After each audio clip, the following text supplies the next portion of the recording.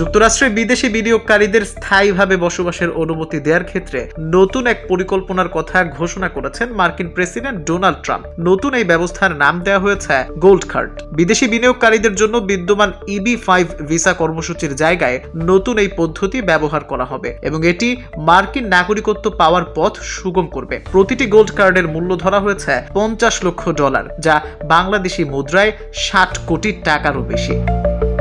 Trump সাংবাদিকদের বলেছেন, gold card ব্যবস্থার আওতায় যুক্তরাষ্ট্রের স্থায়ী অধিবাসী হতে বিদেশি বিনিয়োগকারীদের বিপুল পরিমাণ অর্থ খরচ করতে হবে। এতে যুক্তরাষ্ট্রে কর্মসংস্থানের সৃষ্টি হবে। বিদ্যমান EB-5 কর্মসূচির আওতায় যুক্তরাষ্ট্রের ব্যবসায় বিনিয়োগের প্রতিশ্রুতি দেয়া বিদেশিদের গ্রিন কার্ড দেয়া হয়ে থাকে। ট্রাম্প বলেন, আমরা গোল্ড কার্ড বিক্রি করতে যাচ্ছি আর সেই কার্ডের মূল্য ধরা হয়েছে $50 লক্ষ।